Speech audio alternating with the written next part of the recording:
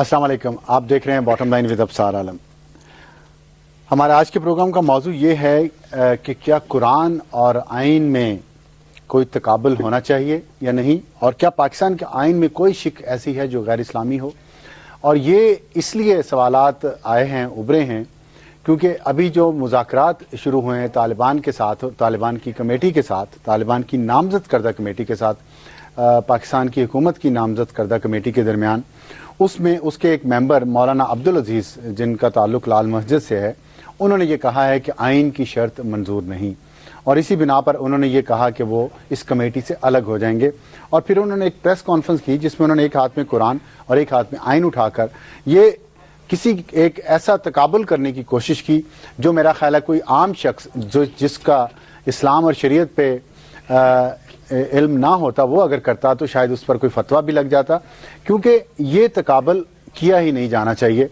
اور اسی پر آج ہم بات کریں گے۔ پھر اسی تقابل کو یہ طالبان کے جو ایک ترجمان ہے شاہد اللہ شاہد، انہوں نے کہا کہ عبدالعزیز کا کہنا غلط نہیں اور ہماری جنگ ہی شریعت کے لیے ہے۔ تو ایک قرآن جب اترا غار حرا میں تو اس کا پہلا لفظ تھا اقرا، جس کا مطلب تھا پڑھ، لیکن بدقسمتی سے طالبان نے جب افغانستان میں حکومت کی اور سوات میں بھی جب ان کے پاس طاقت آئی تو انہوں نے سب سے پہلا حملہ اقرا پہ کیا، لفظ پڑھنے پہ ہی کیا، تعلیم پر ہی کیا۔ اس لیے انہیں یہ ضرور سوچنا چاہیے کہ کیا وہ قرآن کی تعلیمات کے صحیح ترجمہ کر رہے ہیں یا نہیں، اور جب پڑھنے کا حکم ہمیں قرآن میں اور اللہ نے دیا ہے، اسی کے تحت ہم اگر آئین پاکستان کو بھی پڑھیں تو ہمیں اندازہ ہوگا کہ آئین اور قرآن میں کوئی تصادم نہیں ہے، بلکہ پاکستان کا آئین، اس کا جو پہلا سینٹنس ہے جہاں سے وہ شروع ہوتا ہے، وہ میں آپ کی خدمت میں پیش کرنا چاہتا ہوں۔ اس ہے انگریزی میں، لیکن میں نے اس کا جو ترجمہ کیا ہے، اس کے مطابق کائنات پر صرف اللہ کی حاکمیت ہے۔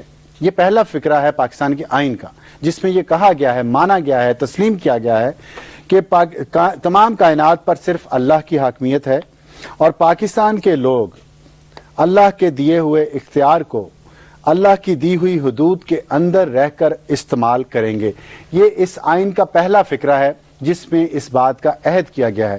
اس کے بعد کیا یہ ممکن ہے کہ اس آئین میں کوئی ایسی بات ہو جس کی بنیاد پر یہ کہا جا رہا ہے کہ آئین جو ہے اس کی کوئی شرط منظور نہیں، اور آئین ہی نے اس کو Islamic republic of Pakistan declare کیا ہے، اور آئین ہی کا حصہ قرارداد مقاصد ہے، جس کے تمام اصول آئین کا حصہ بنا دیے گئے ہیں۔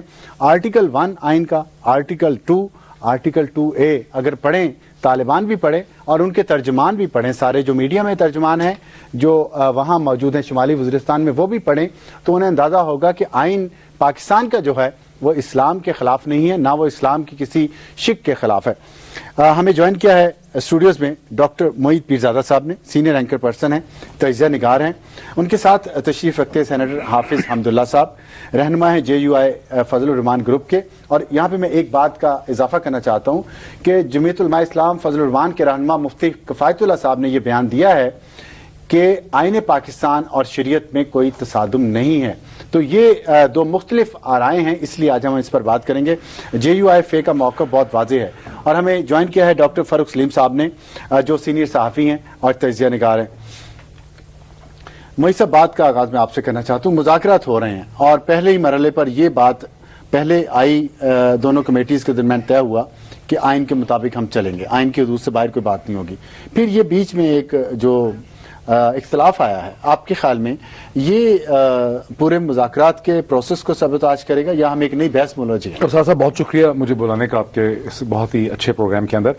2 پوائنٹ ہیں بہت کوئکلی۔ پہلی تو بات ہے کوئی اتفاق نہیں ہوا تھا جب پہلی میٹنگ ہوئی عرفان صدیقی صاحب کی ٹیم میں اور مولانا سمیع الحق صاحب کی ٹیم میں، تو محض مولانا سمیع الحق نے جب دونوں سائڈ کی ڈیمانڈز کو پڑھ کے سنایا اور یہ کہا گیا تھا کہ یہ ڈیمانڈز اور یہ مطالبات جو ہیں انہیں کنوے کیا جائے گا۔ حکومت کی سائڈ سے جو 5 نکات تھے، جو 5 ڈیمانڈز تھیں، اس میں پہلی ڈیمانڈ یہ تھی کہ جو کچھ بھی بات چیت ہوگی، صلح مشورہ ہوگا یا بات چیت ہوگی، وہ آئین پاکستان کے دائرہ کار کے اندر رہتے ہوئے ہوگی۔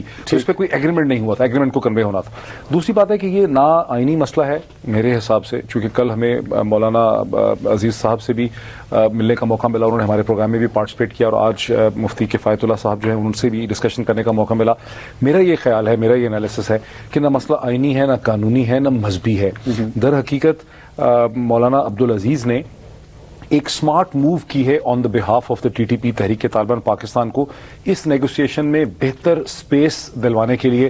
بیکاز اگر تحریک طالبان پاکستان شروع سے ہی یہ مان لے کہ وہ آئین پاکستان کے تحت یہ بات چیت کریں گے تو نیگوسیشن کرنے کی ان کی سپیس جو ہے, ان کی جو مینوربلٹی ہوتی ہے بڑی ریڈیوس ہو جاتی ہے. تو یہ خالصتاً سیاسی برنکسمنشپ. آپ سے بات صرف دہرانا چاہتا ہوں اپنے ناظرین کے تاکہ اچھی طرح سمجھ سکیں. آپ کہہ رہے ہیں یہ جو مسئلہ ہے یہ آئینی نہیں ہے, قانونی نہیں ہے, مذہبی نہیں ہے, بلکہ یہ سیاست ہو رہی ہے. یہ سیاست ہو رہی ہے. دیکھیں نا یہ آپ کے اس پہ پکی دیکھیں میرا ایک آخری جملہ. دیکھیے اگر ہم بہت ہی اسٹرکٹلی کانسٹیٹیوشن آف پاکستان اور اس کے جو بھی انٹرپریٹیشنز ہمارے یہاں موجود ہیں اس کے حساب سے چلیں تو شاید پھر ٹی ٹی پی کے ساتھ ہمارا ایک اوپن اینڈڈ نیگوسیشن کرنا ہمارے لیے بھی بہت مشکل ہوتا. یعنی پاکستان کی جو ایک سیٹلڈ پالیٹی ہے اس کے لیے بھی بڑا مشکل ہوتا ہے سیاسی جماعتوں کے لیے.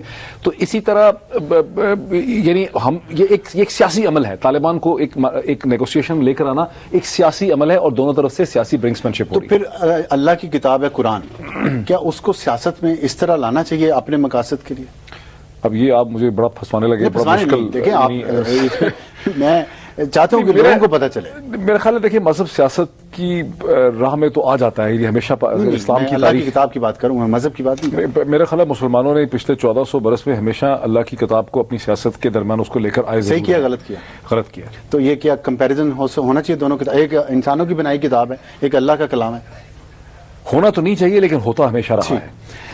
حافظ صاحب, آپ کو حافظ صاحب میں نے اس لیے کہا کہ آپ قرآن آپ کو زبانی یاد ہے. سار صاحب آپ کو جناب چھوڑیں گے نہیں, بڑا مشکل. نہیں میں چھوڑنے اور اس کی بات نہیں ہے. میں صرف یہ چاہتا ہوں کچھ چیزیں کلیریفائی ہوں. لوگوں کو ہم کنفیوز کرتے ہیں اور یہ میڈیا پہ بھی بہت الزام آ رہا ہے کہ لوگوں کو شاید کنفیوز کیا جا رہا ہے. میں صرف یہ جاننا چاہتا ہوں حافظ صاحب, آپ ظاہر ہے قرآن آپ کو حفظ ہے اس لیے آپ کے نام کے ساتھ حافظ ہے, قرآن کا آپ کو علم بھی ہے ہم سے زیادہ سب سے. کیا ایسا تقابل کرنا چاہیے؟ پہلی بات تو یہ بتائیں کہ قرآن پہ ہمارا ایمان ہے, آئین میں لکھا ہے, پھر یہ لوگوں کی بنائی ہوئی کتاب ہے, اس میں ظاہر ترمیم ہوتی رہتی ہے, چیزیں بدلتی رہتی ہے, اس کو کمپیریزن بنتا ہے. دیکھیے بسم اللہ الرحمن الرحیم. ابصر علم صاحب, سب سے پہلے تو میں جمعیت علماء اسلام کا موقف آپ کے چینل کے ذریعے عوام کو بتانا چاہتا ہوں. بالکل. جمعیت علماء اسلام کا موقف یہ ہے کہ ہم آئین میں رہتے ہوئے جمہوری جدوجہد کے ذریعے پارلیمنٹ کے توسط سے اس آئین کا نفاذ چاہتے ہیں. ٹھیک, بالکل صحیح. اب یہ آئین اسلامی ہے یا غیر اسلامی ہے؟ اگر یہ آئین غیر اسلامی ہوتا تو پھر ہماری قیادت مولانا مفتی محمود رحمۃ اللہ علیہ نے اس پر دستخط کیوں کیا؟ بالکل صحیح, درست. اسلام کہتے ہیں, ہم اس کو غیر اسلامی آئین نہیں کہہ سکتے جمعیت علماء اسلام. دوسری بات, اور انہوں نے یہ فکرہ لکھوایا, مطلب اس میں شروع ہو رہا ہے. دیکھیے ایک ہوتا ہے آئین اسلامی, قرآن اور سنت سپریم لا, کوئی قانون اس کے منافی نہیں ہونا چاہیے, بالکل صحیح. لیکن ایک ہے عملاً نافذ ہونا. ٹھیک, یہ دونوں الگ الگ چیزیں ہیں. بالکل یہ آئین پر غیر اسلامی غیر شرعی کا فتویٰ لگانا جمعیت علماء اسلام کی روح سے اگر یہ ہوتا تو پھر مولانا مفتی محمود رحمۃ اللہ علیہ علماء کرام اس پر دستخط ہی نہیں کرتے. بالکل درست. مولانا سمیع الحق صاحب کے اپنے والد نے مولانا عبدالحق صاحب رحمۃ اللہ علیہ نے بھی ان پر دستخط کیا ہے. ایک بات تو یہ. دوسری بات یہ ہے کہ ہماری قیادت کی بات آپ نے سنی اسمبلی میں 27 جنوری کو جب میاں صاحب نے مذاکراتی کمیٹی اناؤنس کی. سوری, میں آپ مولانا عبدالحق کا مجھے نہیں پتا تھا, انہوں نے بھی اس پہ انہوں نے بھی سمیع الحق صاحب کے جو والد جن کے نام پہ حقانی مدرسہ. بالکل ٹھیک. تو ایک تو یہ. دوسری بات یہ ہے کہ ہماری قیادت نے 27 جنوری کو جب اناؤنس ہوا کمیٹی مذاکرات کے لیے میاں صاحب کے ذریعے, تو مولانا صاحب نے اپنے تقریر میں کہا کہ ہم پاکستان کے 1 انچ زمین پر, ہر انچ پر ہم قانون کی اور آئین کی بالادستی اور حکمرانی چاہتے ہیں. ٹھیک. تو جمعیت علماء اسلام اس لیے کہتے ہیں کہ آئین کے روح سے مذاکرات ہو, یہ غیر شرعی عمل نہیں ہے. بالکل صحیح ہے. البتہ سوال یہ ہے اگر شریعت کا نفاذ نہیں ہے اس آئین پر عملاً آپ کچھ دکھائی نہیں دے رہا ہے جو کہ حقیقت ہے, صحیح ہے, اس کے لیے جدوجہد کرنی چاہیے اور وہ پرامن اور پرامن طریقے سے کرنی چاہیے. دونوں چیزیں ایک ہی ہے لیکن طریقہ کار میں غلطی ہے. دوسری بات میں یہ کرتا ہوں جو ڈاکٹر صاحب نے کی, قرآن اور سیاست. دیکھیے ایک غلط فہمی ہے ہم میں. سب سے پہلے یہ سمجھنا چاہیے کہ سیاست کس اس کا لفظ ہے, عربی ہے, اردو ہے, انگلش ہے, کیا ہے؟ یہ عربی لفظ ہے. تمام ڈکشنری عربی کے اٹھائے کہ سیاست کا معنی کیا ہے. سیاست کا معنی ہے اصلاح، اور ہم ہر نماز میں پڑھتے ہیں اللہم ربنا آتنا فی الدنیا حسنہ وفی الآخرۃ حسنہ وقنا عذاب النار. یعنی دنیا کی بہتری اور آخرت کی بہتری. عربی میں اس کو کہتے ہیں اصلاح المعاد والمعاش، دنیاوی اور اخروی ٹھیک زندگی کی بہتری کے لیے جدوجہد کرنا، اور دنیاوی اور اخروی زندگی کے لیے جدوجہد کرنا. اس کے لیے بنیادی اور جامع نسخہ وہ ہے جو پیغمبر علیہ الصلوۃ والسلام نے اپنی ریاست، اپنی سیاست اور اپنی حکومت کے لیے ایک ڈھانچہ اور نسخہ بنایا تھا. بنیادی اصول اور قرآن تھا. اس لیے میں کہتا ہوں کہ اسلامی نقطۂ نگاہ سے اگر سیاست کا معنی یہ ہو تو قرآن اور سیاست سے آپ الگ نہیں کر سکتے، اور سیاست آپ دین سے الگ نہیں کر سکتے. ٹھیک. اس لیے ہم کہتے ہیں اگر سیاست کا معنی منافقت لیا جائے، اگر سیاست کا معنی فراڈ اور دھوکہ لیا جائے، پھر تو یہ بات صحیح ہے جو ڈاکٹر صاحب نے. میں نے کیا کہا ہے سر؟ میں نے تو کہا کہ سیاست کا نشانہ بنا دیا جاتا ہے مذہب. ہاں، دوسری بات یہ بات اگر اس کو اس طرح کر لے کہ قرآن کو اپنے ذاتی اغراض اور مقاصد کے لیے استعمال کرنا، مذہب کا نام استعمال کرنا، اسلام کو استعمال کرنا اپنے اہداف اور اغراض کے لیے، یہ سب سے بڑی خیانت ہے اسلام کے ساتھ بھی اور قرآن کے ساتھ بھی. ٹھیک. نہیں، بڑی اچھی بات آپ نے کی. اور ایک اس طرح چیز پوچھنا چاہتا ہوں، آپ کو یاد ہوگا ڈاکٹر ذوالفقار مرزا نے ایک دفعہ پریس کانفرنس کی قرآن اٹھا کے، انہوں نے کچھ الزامات لگائے. ابھی مولانا عبدالعزیز صاحب نے قرآن اٹھا کے پریس کانفرنس کی. آپ سمجھتے ہیں یہ ٹرینڈ صحیح ہے؟ یہ غلط ہے. دیکھو، قرآن کو اٹھانا، ہر جگہ استعمال کرنا، پھر ہر ایک آدمی ہر تھڑے پہ قرآن کو استعمال کرے گا. قرآن اس کے لیے نہیں ہے کہ آپ قسم کے لیے استعمال کریں. ٹھیک. نہ اللہ کا نام اس لیے ہے کہ آپ قسم کے لیے استعمال کریں. دیکھیں، جو بھی موقف آپ نے پیش کرنا ہے، کیا ضرورت ہے ان چیزوں کی؟ ٹھیک ہے. آپ زبان سے وہ کر سکتے ہیں جیسے ہم ابھی بیان کرتے ہیں، دلیل کے ساتھ. دلیل کے ساتھ. ٹھیک. ڈاکٹر فاروق سلیم صاحب، بہت ساری باتوں کی کلیئرٹی ہوئی ہے حافظ صاحب کی گفتگو سے. آپ بتائیے گا کہ کیا یہ جو مذاکرات ہو رہے ہیں دونوں اطراف میں، آپ سمجھتے ہیں کہ اس میں لوگوں کے ذہنوں پہ سوالات ہیں کہ شاید یہ کامیاب نہ ہوں یا شاید ہو جائیں؟ دونوں صورتوں میں آپ کیا دیکھتے ہیں کہ کامیاب ہونے سے کیا ہوگا، ناکام ہونے سے کیا ہوگا؟ صاحب پہلی بات تو یہ ہے کہ تحریک طالبان پاکستان TTP جو ہے، اس کی 3 حقائق ہیں جس سے کوئی ڈس ایگری نہیں کر سکتا. پہلی حقیقت یہ ہے کہ درجن بھر گروپ تھے دسمبر 2007 میں یہ TTP وجود میں آئے، اور اگست 2008 میں کوئی 7 یا 8 مہینے بعد پاکستانی ریاست نے، حکومت نے اس کو کالعدم تنظیم قرار دے دیا. اور جب سے یہ وجود میں آئی ہے TTP، اس دن سے آج تک یہ ریاست پاکستان سے حالت جنگ میں ہے، ایک تنازع ہے. ٹھیک. اب بہت ہی امپورٹنٹ سوال یہ ہے کہ یہ تنازع کیا ہے؟ تنازع دنیا میں 4 یا 5 بڑے قسم کے تنازع ہوتے ہیں کہ مذہب کے اوپر تنازع ہو جاتا ہے، زبان کے اوپر بھی تنازع ہوا ہے دنیا بھر میں، ہمارے ہاں بھی سیاسی طاقت کے اوپر تنازع ہوتا ہے، علاقے کے اوپر تنازع ہوتا ہے. ہمارا انڈیا کے ساتھ ابھی تک علاقے کے اوپر تنازع چل رہا ہے، اور پھر آئینی تنازع بھی ہو سکتا ہے. اب TTP کا اور ریاست پاکستان کا میں سمجھتا ہوں کسی قسم کا کوئی مذہبی تنازع نہیں ہے، ایک ہی مذہب ہے. ٹھیک. زبان کا بھی کوئی تنازع نہیں. یہ آپ کا خیال ہے نا، ان کا خیال ہے کہ مذہبی تنازع ہے ہمارا، آئیڈیولوجیکل، نظریاتی.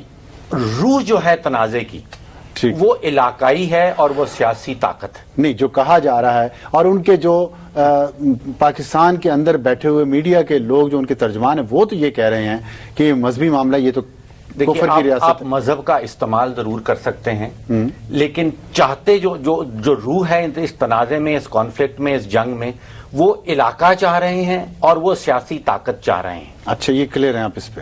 تو یہ وہ خود کلیئر ہیں. نہیں، وہ تو کہہ رہے ہیں ہم اسلام کے نفاذ کے لیے، شریعت کے نفاذ کے لیے. وہ علاقہ حاصل کریں گے تو وہاں پہ اپنا سیاسی فلسفہ جو ہے وہ امپوز کریں گے. تو پہلے تو وہ علاقہ چاہتے ہیں، رائٹ. وہ علاقہ ملے گا، اس کے بعد ان کا جو سیاسی فلسفہ ہوگا اس کو وہ شریعہ کا نام دیں، اس کو وہ جو بھی نام دیں، اس کے بعد وہ اس کے اوپر اپنی سیاسی فلسفہ جو ہے اس کو لاگو کر سکتے ہیں. تو بیسک تنازع جو ہے وہ میں سمجھتا ہوں سیاسی ہے، وہ سیاسی طاقت اختیار کرنا چاہتے ہیں. اب سیاسی طاقت کس طرح آتی ہے اس کا ہمارے آئین میں ذکر ہے. ٹھیک. اب جیسے حافظ صاحب نے کہا کہ وہ سیاسی طاقت الیکشنز کے تھرو اختیار کرنا چاہتے ہیں، اور اس کے بعد اسمبلیوں میں آ کے اس کے بعد قانون میں امینڈمنٹ کریں، آئین میں امینڈمنٹ کریں، جو کچھ بھی کریں. اس طرف TTP ہے، وہ ایک متبادل راستہ اختیار کر کے سیاسی طاقت اختیار کرنا چاہتی ہے. تو جھگڑا سیاسی طاقت کا ہے اور جھگڑا علاقائی. ایک چھوٹا سا بریک کے بعد واپس آئیں گے تو یہ سوال رکھیں گے اپنے مہمانوں کے سامنے کہ یہ علاقے کی جنگ ہے یا اسلام اور کفر کی. ہمارے ساتھ رہے گا.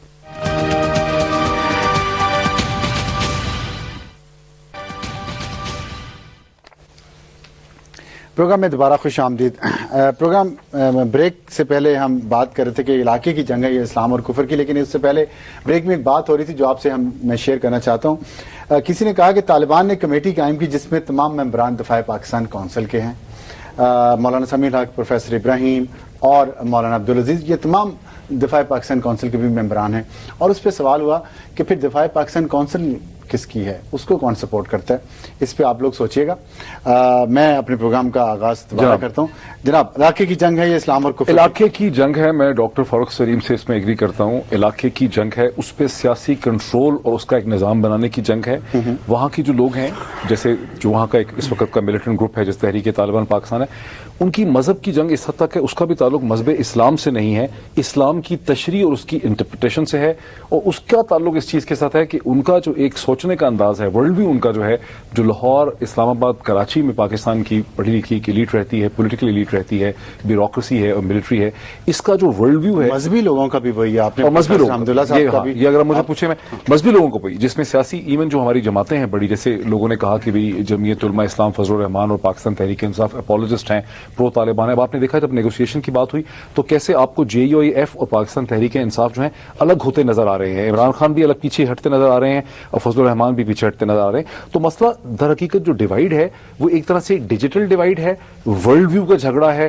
یعنی پاکستان کہ شہروں میں رہنے والے لوگوں کا دنیا کے ساتھ چلنے کا جو انداز ہے, دنیا کو سمجھنے کا انداز ہے, وہ فاٹا کے اور وہاں کے ٹرائبل ایریا کے لوگوں سے مختلف ہے. اور پھر اس میں ایک بہت بڑا چیز اسٹیٹس, یعنی مڈرنٹی. یہ دیکھیں, یہ بھی آپ بہت ایک سویپنگ سٹیٹمنٹ دے رہے ہیں. فاٹا میں بھی اب میں پھر حمداللہ صاحب کی طرف آؤں گا, ان کے لوگ, ان کی جماعت کے لوگ فاٹا سے کامیاب ہوتے ہیں جتنا بارڈر ایریا افغانستان کے ساتھ سب علاقوں سے کامیاب ہوتے ہیں. میں ریوائز کر لیتا ہوں پلیز. TTP کا, ہاں, TTP کے اندر جو فرقہ ہے, ٹھیک ہے, میں نے جنرلائز کیا. TTP کا جو فرقہ ہے, یہ TTP جو گروپ ہے, ان کا ایک ورلڈ ویو ہے. وہ ورلڈ ویو جو ہے وہ باقی سارے پاکستان سے بہت مختلف ہے. اور اس میں سمجھتا ہوں کہ اسٹیٹس آف وومن, یعنی آدمی اور عورت کے تعلقات کیسے ہوں گے, یہ بھی ایک بہت بڑا جھگڑا ہے اس پوری مذہب کی تشریح کے درمیان میں. یعنی اسلام آباد, لاہور اور کراچی میں جھگڑا انٹلیکچوئل رہنا چاہیے نا, اس پہ لوگوں کو, بچوں کو, عورتوں کو مارنا. یہ مذہبی جھگڑا ہے ہی نہیں ہے. میرا شروع سے یہ ہے موقف ہے کہ یہ مذہبی جھگڑا نہیں ہے, مذہب کی تشریح کا جھگڑا ہے. ٹھیک. حافظ صاحب, ایک کچھ لوگ میڈیا میں بھی, اور وہ سرکاری ملازم بھی ہے, لیکن وہ تنقید کریں پاکستان کے آئین پہ کہ پاکستان کا آئین جو ہے وہ غلط ہے, نہیں ہونا چاہیے, رد کر دیتے ہیں اپنی تحریروں میں یا اپنی گفتگو میں. مثالیں دیتے ہیں ان ریاستوں کی جن کو ہم مانتے نہیں ہیں, اسرائیل کی ریاست کی فار ایگزامپل. تو کیا ابھی جب آپ نے اتنا واضح طور پہ کہا ہے, یہ جو ہمارے اندر انٹلیکچوئل کنفیوژن ہے, پڑھے لکھے لوگ ہیں, پتلون پہنتے ہیں, شرٹ پہنتے ہیں, ٹائی لگاتے ہیں, ایسی بات نہیں ہے, وہ ان کے ذہن میں یہ کنفیوژن کیوں ہے؟ میں نے آپ کو پہلے کہا افسر صاحب, ایک ہے نفاذ شریعت, نفاذ اسلام, ایک ہے اسلامی نظام. ٹھیک. یہاں روزے پر پابندی نہیں ہے, نماز پر پابندی نہیں ہے, حج پر پابندی نہیں ہے, زکوٰۃ دینے پر پابندی نہیں ہے. اگر اسلام یہی ہے تو پھر اسلام ہے. لیکن ہم کہتے ہیں کہ اسلام صرف اس کا نام نہیں ہے. اگر نماز, روزہ, زکوٰۃ اسلام ہے, یہی اسلام کی تشریح, تو انگریز کے زمانے میں بھی یہی تھا, پھر اس کے خلاف لڑنے کی کیا نوبت آئی؟ ٹھیک ہے نا. تو یہاں تک ہم کہہ سکتے ہیں کہ آئین اسلامی ہے لیکن عملاً اسلامی نظام نافذ نہیں ہے. ٹھیک. اب اس نفاذ کے لیے کیا کرنا چاہیے؟ بندوق کے ذریعے ہم نے تبدیلی اور انقلاب لانی ہے, یا رائے اور جمہوری قوت کے ذریعے؟ جمعیت علماء اسلام کی موقف آپ کو معلوم ہے. ٹھیک. جہاں تک آپ نے بات کی کہ بعض لوگ ایسے ریاست میں کی, شاید آپ بات کی ہم نے وقفے میں اسرائیل کی حوالہ ہمارے کسی صحافی یا اولیاء مقبول جان صاحب نے دیا. پہلے اولیاء مقبول جان صاحب یہ بتا دیں کہ کیا وہ اسرائیل کو بحیثیت ریاست تسلیم کرتے ہیں یا نہیں کرتے ہیں؟ کیا ایسی ریاست کو ہمیں بھی فالو کرنا چاہیے؟ کیا اس ریاست کا حوالہ دینا جو ریاست 50 سال سے مسلمانوں کا کشت خون کر رہا ہے, کیا جس ریاست کا دنیا کے نقشے پر, خاص کر اسلامی دنیا میں اکثریت میں اس کا نام ہی نہیں ہے, تسلیم شدہ ہی نہیں ہے, اس کا حوالہ دینا میرے خیال میں اس کی حیثیت کو بڑھانا ہے. اس لیے ہم کہتے ہیں کہ یہ حوالہ سرے سے ہی غلط ہے. ایک بات. دوسری بات یہ, ہم ادھر بات کریں کیا ہماری آئین میں وہ کون سی نکات ہے جو غیر اسلامی ہے؟ اب اس غیر اسلامی کو اسلامی اور قرآن و سنت کے ڈھانچے میں ڈالنا یہ ابصار عالم کا کام ہے، یہ میرا کام ہے، یہ پارلیمنٹ کا کام بھی نہیں ہے. پارلیمنٹ نے وہ اختیار دیا ہے اسلامی نظریاتی کونسل کو. ٹھیک. لہذا اگر فرض کرے یہ آئین میں کچھ دفعات ایسے ہو جو اسلامی نہ ہو، ٹھیک، تو اسلامی نظریاتی کونسل کو رجوع کرے، ایک آئینی ادارہ ہے، ٹھیک، ان سے رہنمائی لے. اور اسلامی نظریاتی کونسل کے سفارشات ہزاروں موجود ہے پارلیمنٹ میں جو الماریوں کی زینت بنے، اسی کو اٹھا کے دیکھے، اسی کو قانون کا حصہ بنائے، اسی کی روشنی میں آپ قانون سازی کرے. میں نے آپ کو پہلے کہا کہ امپلیمنٹیشن کی بات ہے، لیکن البتہ بالکل یہ آئین پر غیر اسلامی کا فتویٰ لگانا میرے خیال میں یہ ہماری قیادت نے جب دستخط کیے، کم سے کم جمعیت علماء اسلام یہ نہیں کر سکتی. بالکل صحیح، بہت مناسب بات ہے. ایک پوائنٹ میں اس میں ایڈ کر دوں کہ جو حافظ صاحب نے کہا کہ انگریز کے خلاف جدوجہد کرنے کی کیا ضرورت تھی. انگریز کے خلاف مذہبی لیول پہ تو کوئی سیاسی تحریک بہت بڑی نہیں چلی، ٹرائبل ایریاز میں ضرور جدوجہد رہی. جو سیاسی تحریک مسلم لیگ کی تھی وہ ہندو کی ممکنہ ڈومینیشن کے خلاف تھی، کیونکہ خطرہ یہ تھا کہ انگریز تو ایک نیوٹرل سیکولر. بات ان کا کہنے کا یہ ہے کہ وہ بھی ہندو بھی مسلمان نہیں تھے، برٹش بھی مسلمان نہیں تھے، تو ہم ان کی حکومت میں رہ تو رہے تھے نا. ہندوؤں کے ساتھ نہیں رہنا چاہتے تھے، ہندوؤں کا خوف تھا. ہندوؤں کی حکومت میں نہیں رہنا چاہتے تھے، ساتھ تو رہنا چاہتے تھے، ساتھ رہنا چاہتے تھے. ان کی حکومت میں نہیں. یہ شکوہ ہے ہمیں، اگر لوگ کہتے ہیں کہ حج، نماز، روزہ، مسجد میں جماعت، عیدگاہ یہ اسلام ہے، تو پھر تو اسلام ہے، لیکن یہ اسلام نہیں ہے. تو پھر ہندوستان میں بھی ہے، وہ تو ہندوستان میں بھی ہے، وہ تو ادھر بھی ہے، برطانیہ میں بھی ہے، امریکہ میں بھی مدارس ہے. تو اس کا معنی یہ کہ اس ریاست میں وہ چیزیں نہیں ہے عملاً جس کے لیے اس ریاست کا بنیاد رکھا گیا تھا.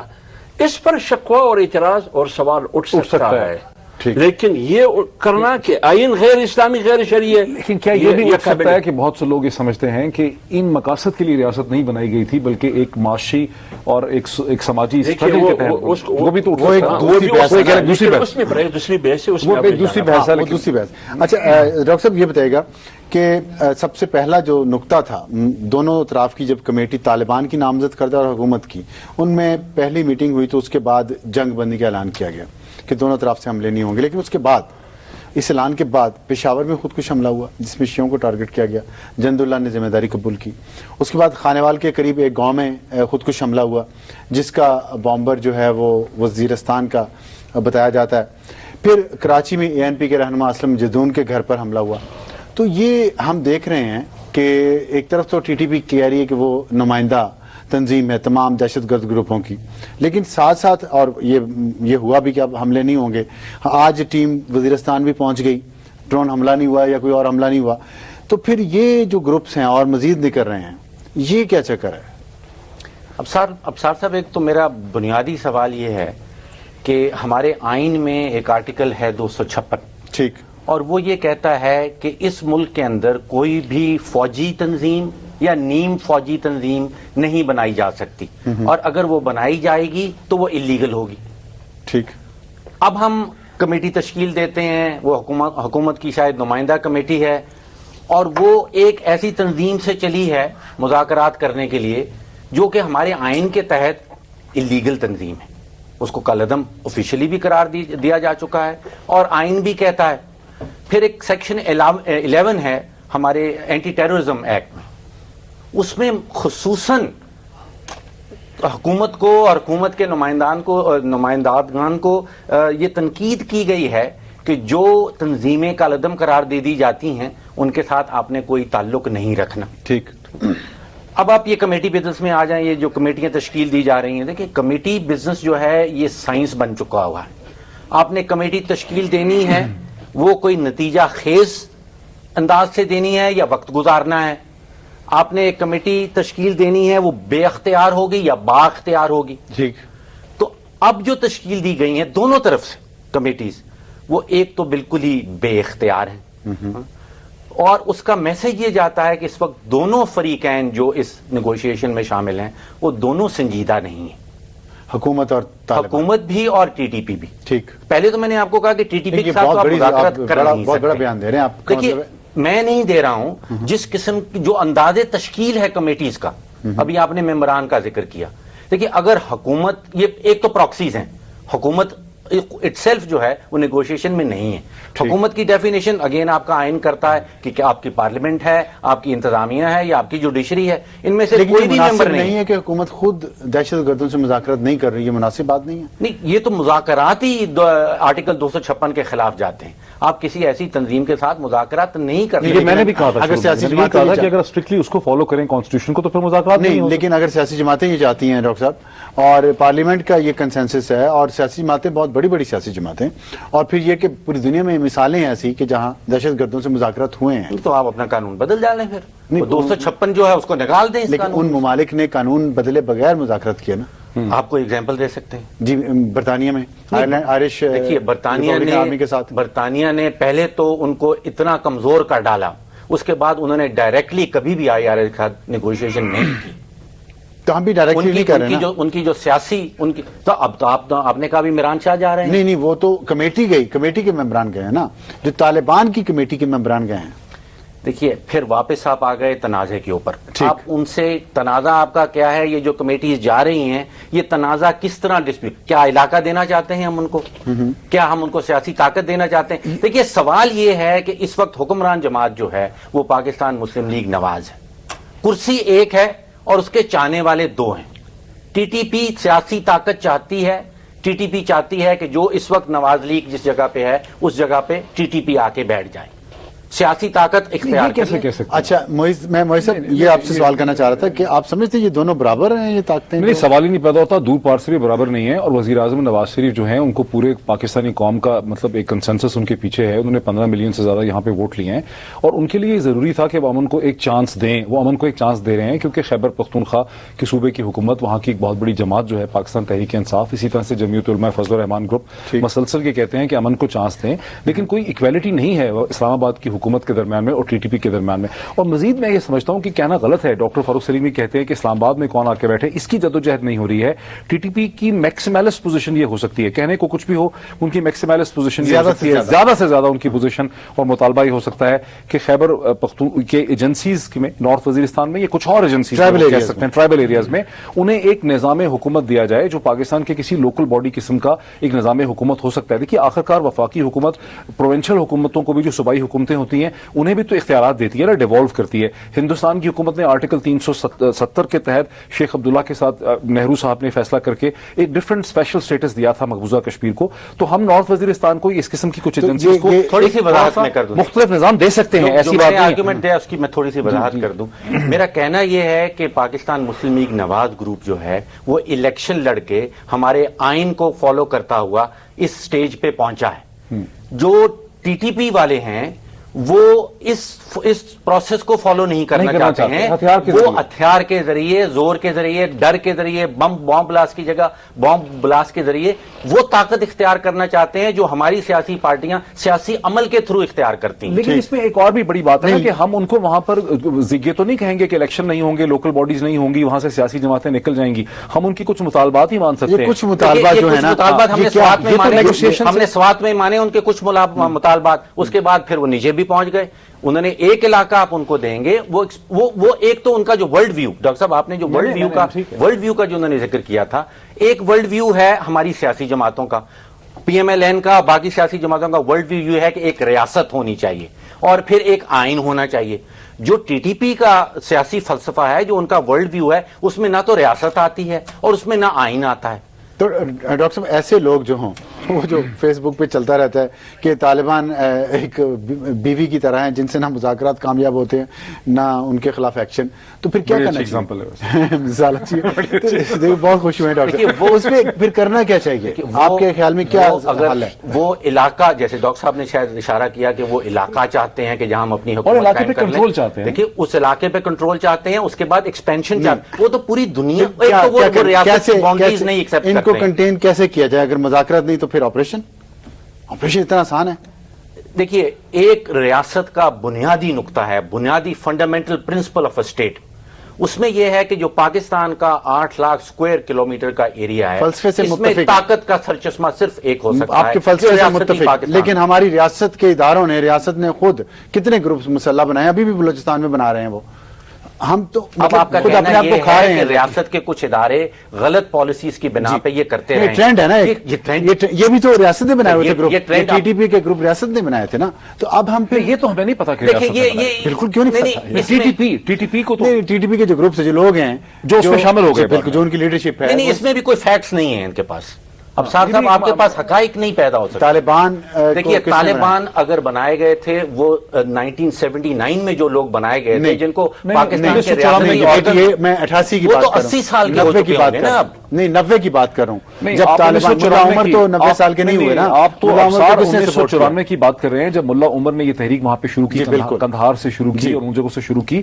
اس کے بارے میں بھی بڑا ابہام ہے کہ وہ ہمارے اداروں نے ہی سارا بنایا تھا یا وہاں پہ ایک لوکل انڈیجنس تحریک بھی تھی وار لارڈز کے خلاف جس کو میں کہہ رہا ہوں حل کیا ہے ان کو کیسے, جب ہم ریاست خود غلط کام کر رہی ہے اور ابھی اپنی پالیسی ابھی بھی تبدیل کرنے پہ تیار نہیں. حمداللہ صاحب تو بتائیے پھر یہ ہم اس میں سے نکلیں گے کیسے؟ کچھ ڈاکٹر صاحب نے جو بات کی کہ آئین کے روسی کالعدم تنظیم سے آپ کیسے بات کریں گے, یہی سوال رحمان ملک نے سینٹ میں بھی اٹھایا ہے. تو پھر رحمان ملک سے یہ سوال ہم کرتے ہیں, ڈاکٹر فاروق 5 منٹ کے لیے رکھیں کہ پھر صوفی محمد سے کس کھاتے میں آپ نے معاہدہ کیا اور پارلیمنٹ میں پیش کیا.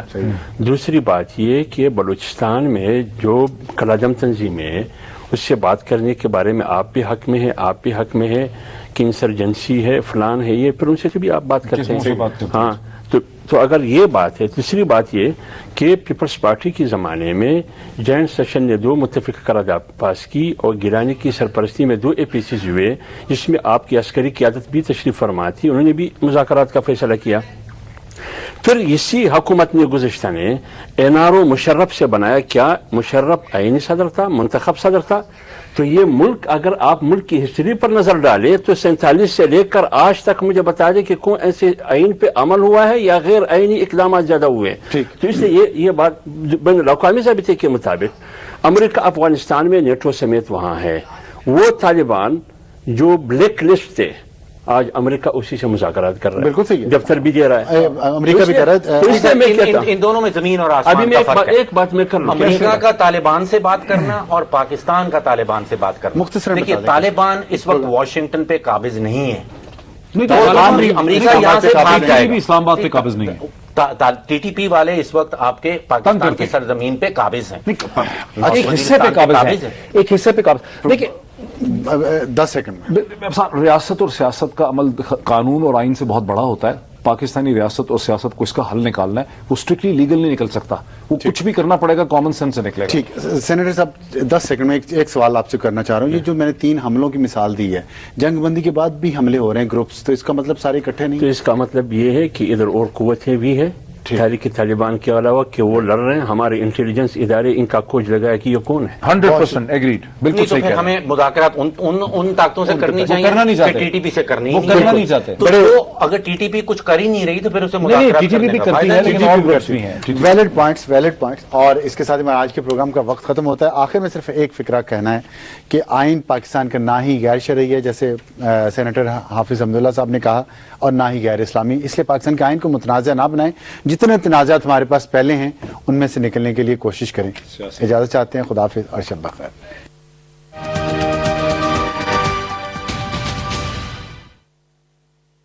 World's #1 smartphone brand.